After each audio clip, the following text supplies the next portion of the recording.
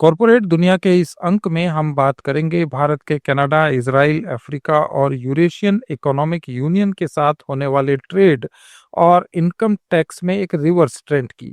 लेकिन शुरू करेंगे क्रूड ऑयल की कीमतों में भारी गिरावट की संभावना की खबर से। जेपी मॉर्गन का अनुमान है कि 2027 के मार्च महीने तक ब्रेंट क्रूड $30 प्रति बैरल तक गिर सकता है। इस संभावित गिरावट का कारण बढ़ती हुई अतिरिक्त सप्लाई है, जो स्थिर मांग की बढ़ोतरी को दबा सकती है। अभी ये $60 प्रति बैरल है।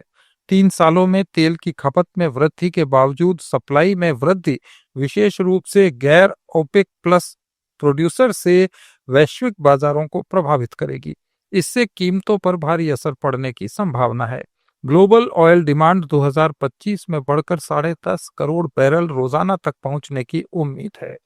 2026 में भी ये इसी गति से बढ़ेगी और 2027 में इस मांग में और तेजी आएगी। इस स्थिर वृद्धि के बावजूद जेपी मॉर्गन का अनुमान है कि 2025 और 2026 में आपूर्ति मांग की दर से 3 गुना बढ़ेगी। 2027 में धीमी होने के बावजूद ये बाजार की जरूरी कैपेसिटी से भी काफी ऊपर रहेगी। कच्चा तेल इस साल के अंत तक $50 के निचले स्तर तक गिर सकता है और 2027 में इसकी कीमत $42 के आसपास रह सकती है।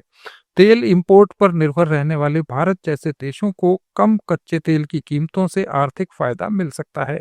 हालांकि कंज्यूमर्स को इसका फायदा नहीं मिलेगा।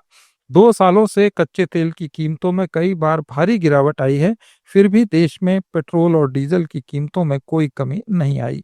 जेपी मॉर्गन ने कहा कि 2027 तक अपेक्षित अतिरिक्त सप्लाई का आधा हिस्सा गैर ओपेक कंट्रीज के बाहर से आएगा।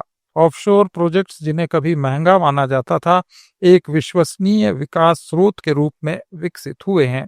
इनकी डिमांड भी ज्यादा है। इस साल ग्लोबल तेल भंडार में 15 लाख बैरल रोजाना की वृद्धि हुई है, जिसमें लगभग 10 लाख तेल ऑन वाटर और चीन के भंडारों में कलेक्टेड है।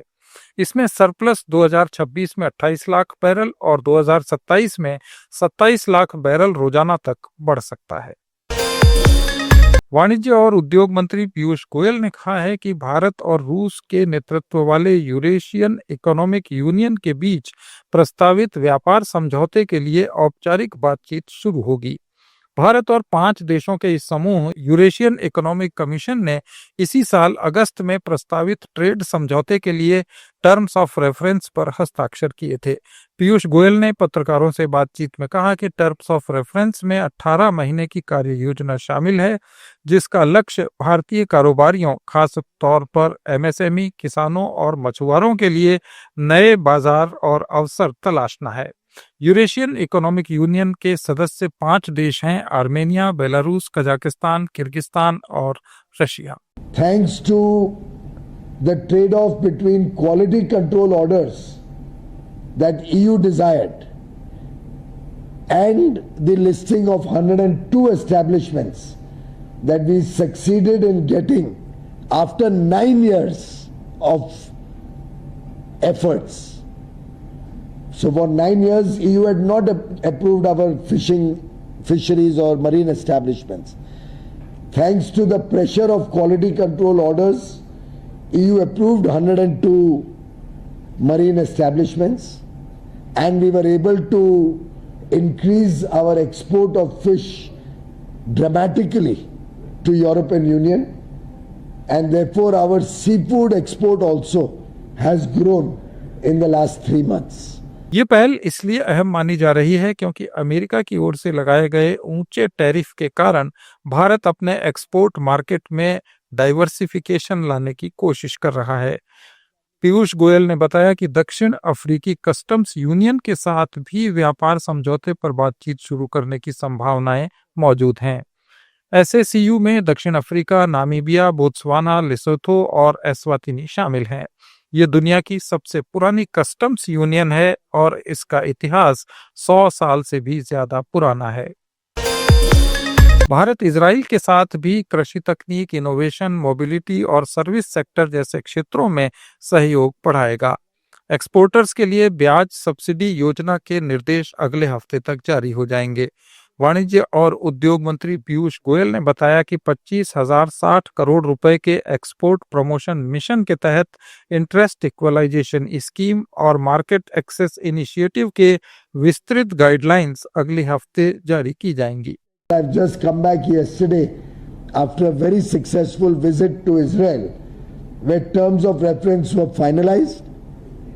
We will shortly be commencing negotiations virtually to begin with, and moving into an early stage, early harvest FTA with Israel, where we have tremendous interest in their innovation, in their agri-tech, fintech and other deep tech areas of work, where we are interested in mobility and services in a big way, where we are looking at ability to provide manpower for infrastructure creation and take infrastructure projects for development in Israel, or it is attracting investments from Israeli companies to leverage their innovations for the world market. The potential for a Israel-India FTA is huge, and we hope to work in mission mode, since the direction of both Prime Minister Modi and Prime Minister Netanyahu is to solidify this strategic partnership at the earliest. Canada की विदेश मंत्री अनीता आनंद ने कहा कि G20 शिखर सम्मेलन के दौरान भारत और कनाडा ने कॉम्प्रिहेंसिव इकोनॉमिक पार्टनरशिप एग्रीमेंट का औपचारिक शुभारंभ कर दिया है। दोनों देशों का लक्ष्य अगले 5 सालों में बायलैटरल ट्रेड को दुगना कर 70 अरब US$ तक पहुंचाना है। अनीता आनंद ने कहा कि यह समझौता दोनों देशों के बीच सुरक्षा संवाद को मजबूत करने, राजनीतिक नियुक्तियों को पूरा करने और नियम आधारित अंतर्राष्ट्रीय व्यवस्था को बढ़ावा देने का प्रतीक है। उन्होंने इसे कनाडा के नए प्रधानमंत्री मार्क कार्नी के नेतृत्व में संबंधों में आए सकारात्मक बदलाव का हिस्सा बताया। Since the beginning, we've been taking this relationship step by step. The first step, of course, is to ensure that the security dialogue between the countries continues. The next step, of course, was the mutual appointment of high commissioners.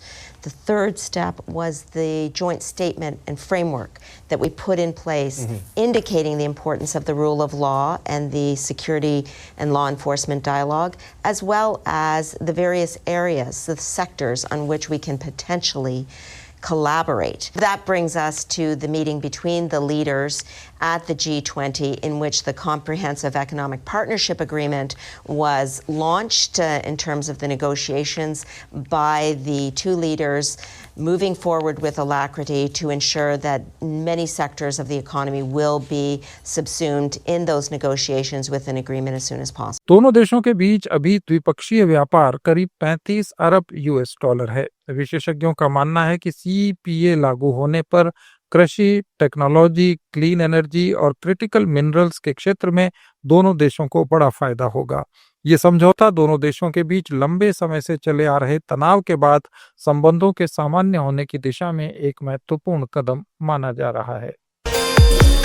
ये थे corporate जगत के आज के कुछ अहम समाचार। Updates के लिए जुड़े रहिए लेट्स माइक के साथ।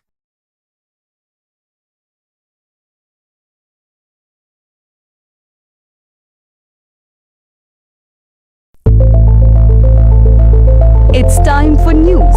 It's time for more than radio. Presenting the first radio news app, Let's Mic. Let's Mic, a news-based app on your phone where you get to watch and listen news, talk shows, interviews, radio show podcasts.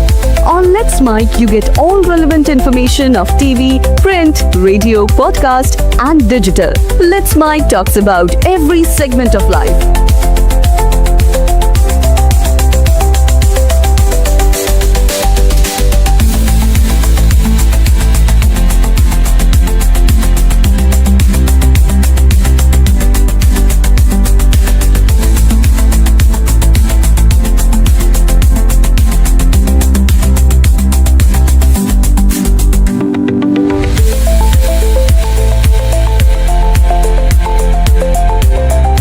Download app now from Play Store. Available both on Android and iOS mobile phones. Follow us on YouTube, Instagram, Twitter,